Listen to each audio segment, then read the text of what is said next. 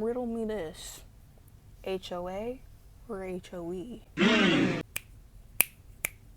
Hi guys, it's Dia, and don't talk about this piece, okay? I had bangs for, I cut bangs last semester, and it was in like early spring, and I love them and I want them back, but I at the same time don't want them back, so right now I'm letting them grow, and they're in this very awkward stage where this is like shorter than the rest of my hair. So just don't talk about it. I mean, why'd you even bring it up? Why'd you bring it up? You're on my YouTube channel trying to start mess. Why would you bring it up? Why would you bring it up? Okay?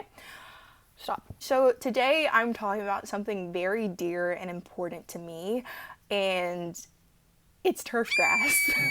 The turf grass aesthetic is something that I can talk about on and on and on and on and on. And I recently graduated college, and I was looking through my old essays, and I took a class, I took an urban geography class, and that was by far one of my favorite classes throughout my whole college education. And I remember I wrote a very detailed essay about the turf grass aesthetic, and I was like, damn, I ate. Like, I really did eat that up. Like, I used to be smart. This whole summer, I've just been rotting.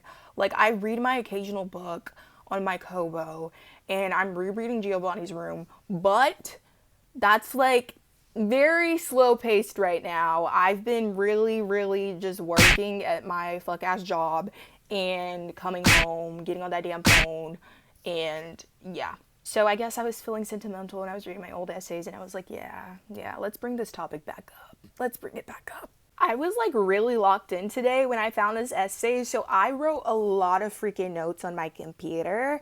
So if I look down every now and then, you know why. Also, I have this sticker on my computer. Isn't it so cute? It's a capybara. Capybara. Okay, the turf grass aesthetic. What do you think when you hear turf grass? For me, I hear this agonizing pain and a screeching scream, screaming, free me, free me. I'm a direct result of the commodification of nature. Please. That's what I hear personally. I don't know if everyone else hears that, but that's what I hear. The turf grass aesthetic has forever changed the landscape of ecology, and I'm specifically going to be talking about the States because it's where I'm from. It's where I've based this little, aesthetic research from. This aesthetics research from. But I do know that there could be some direct examples from other places. I think a really good example of kind of the commodification of nature, well, hell, that's like anywhere, but something similar to this, probably Abu Dhabi and Masdar City. I will definitely probably reference that as like an example, because yikes. I think the superficial commodification of nature in various areas, even extending the turf grass aesthetic, has been used and implemented to aid accumulation at the cost of the environment and society. And man, oh man, has it been robust. Like, it's been robust, more busting than a bust could bust. And I know bust. I know Dada. This has especially become noticeable in the USA, aka the land of suburbia. Yay! We love it. I think this insurgence definitely was defined in the later 20th century specifically. In the late 20th century, it allowed for so much urban expansion and new consumer patterns, especially in land coverage, which we are witnessing today. I don't think that this aesthetic continues and has not faltered because of individualistic preferences or anything. I think it's constantly stayed stagnant because, like I said, of the economic and social and cultural pressures that we have placed onto nature as an aesthetic, which then makes other alternative ecological patterns seem very informal, or be deemed as informal and improper and not the correct way as a society. I mean, I think it's increasingly common, like the weed laws, like guys, we have weed laws where it's like any form of like perennial or like alternative types of grass on your lawn, etc., like it's banned. Like, it's literally become common as if there's like this like neighborhood, like, no, like you have to know in your head, like, your lawn needs to be lawny. And I think that this can be damaging in so many ways. because it's so much deeper. I think right now, to another ear, I probably sound a little odd. Like, girl, why are you coming for these people in their lawn? Like, if everybody wants to have their lawn look, all fancy and just like tea and prestige and pretty and all of these things, like, let that happen.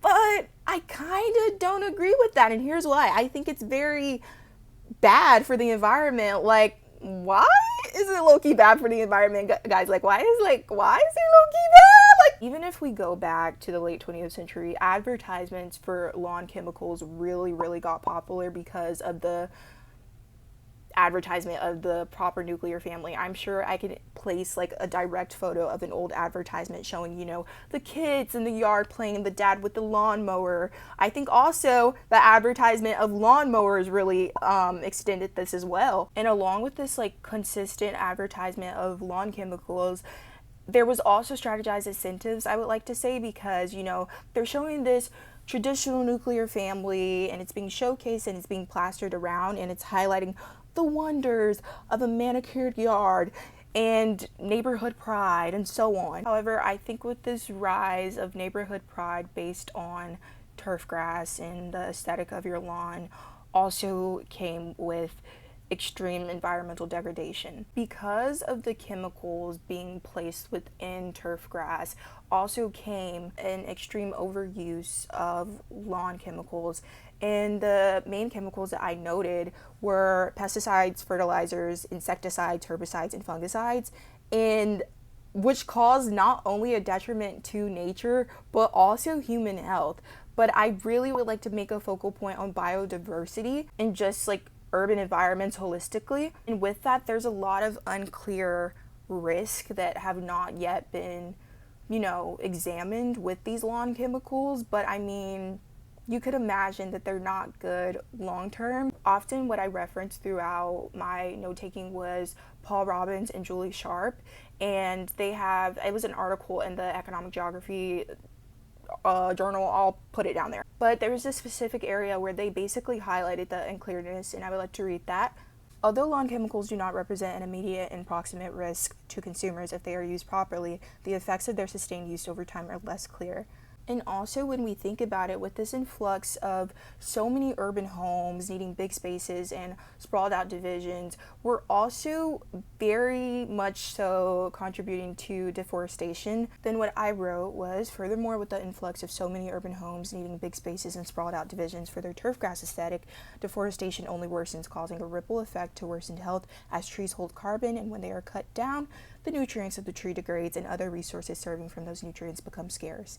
This is, I think, one of the most direct impacts amongst, many others. Trees are so important. Like, guys, why are trees low-key important? Like, trees are high-key important, but why are they low-key important? Like, what? And, when we have these huge sprawled out spaces where we're catering a lot of room to this turf grass aesthetic, you are just denying so much of nature, and it's just not.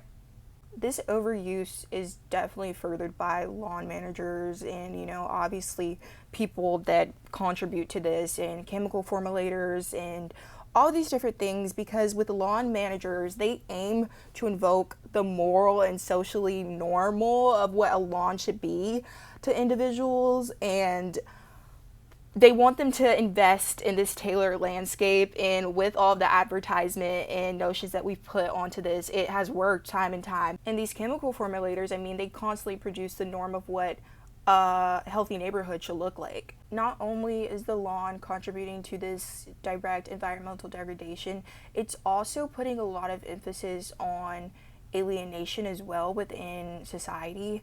There's literally like neighbors and shit where it's like your lawn is busted, they're gonna like low-key like hammer you. Like, they're gonna take a hammer to your jugular, they're gonna take a hammer to your membrane. Like, I don't know, that's pretty violent way to describe it, but I just think that like people don't play. These bitches do not play. Like, they don't play. Matter of fact, I think a really good example of this would be Desperate Housewives. I've been watching Desperate Housewives lately, the most like problematic, trifling ass show, but it's so addictive. And There's so many instances where it's like, OMG, how'd you get your lawn to look so perfect? OMG. And it's just like, I think Desperate Housewives would be a great example of that. And Brie Vandekamp, one thing about her, she gonna keep that lawn tight.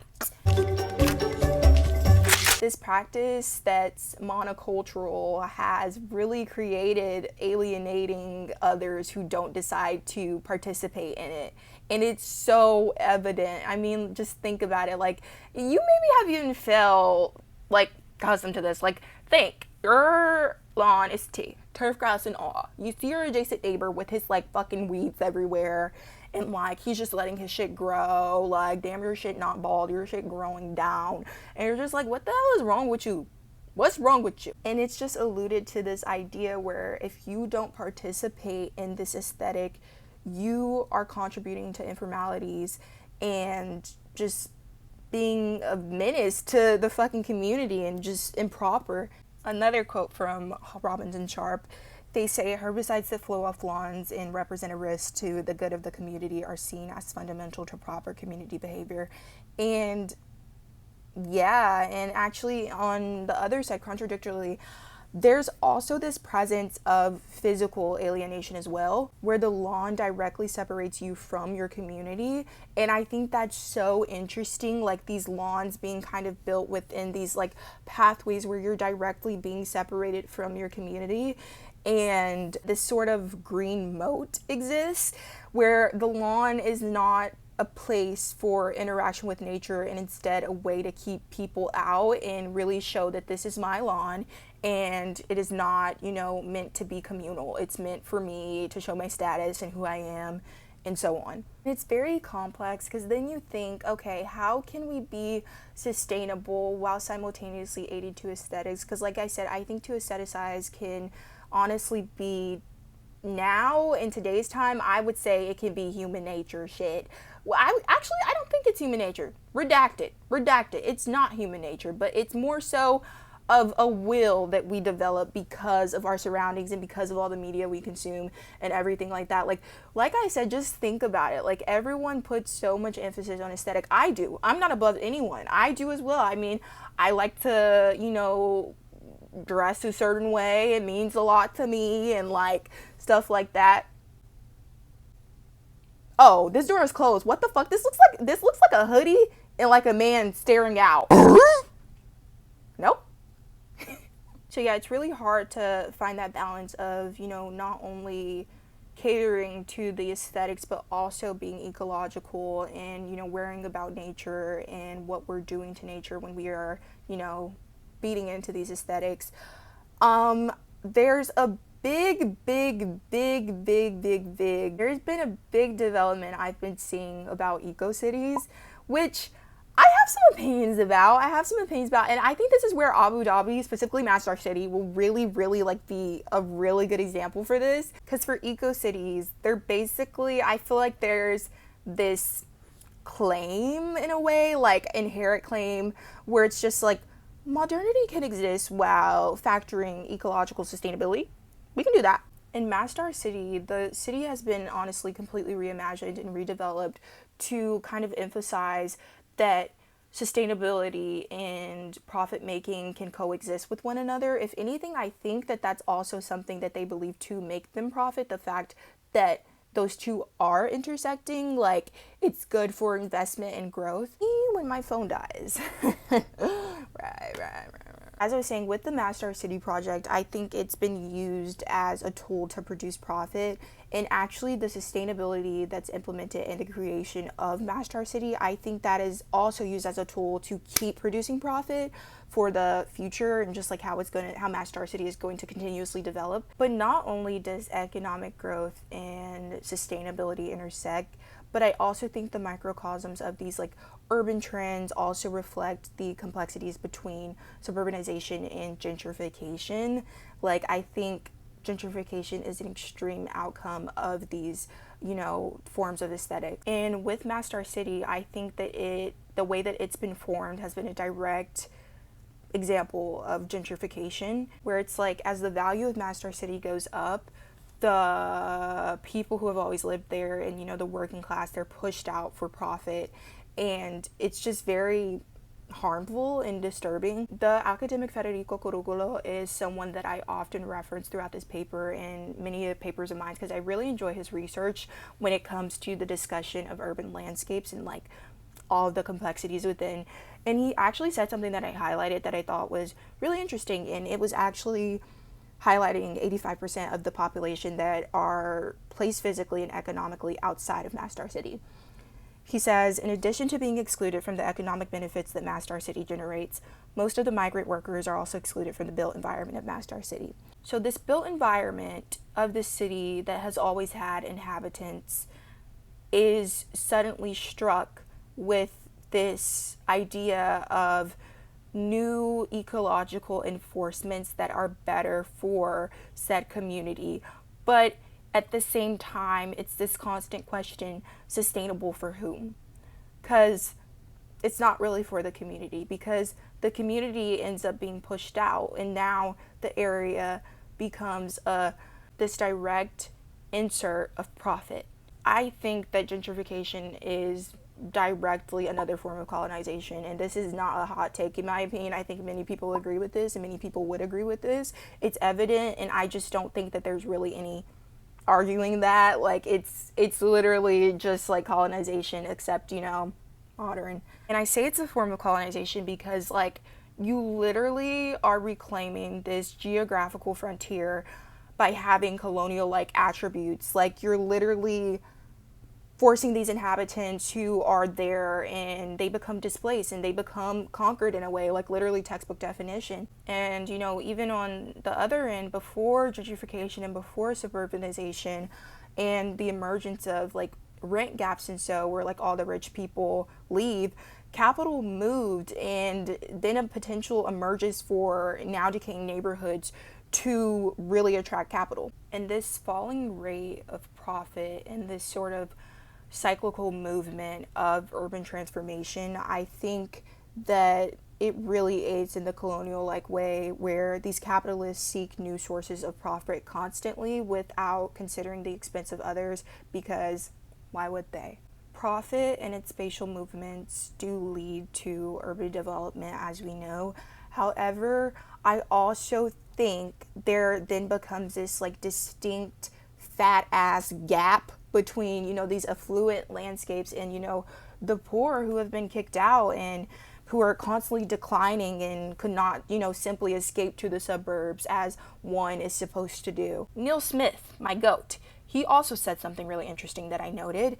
He said that the accumulation of capital does not linearly take place, but is a cyclical process consisting of boom periods and crisis. The rent gap develops over a long period of economic expansion, but expansion that takes place elsewhere. When you consider that argument that Neil Smith makes, he's making this sort of like connection between both suburbanization and gentrification.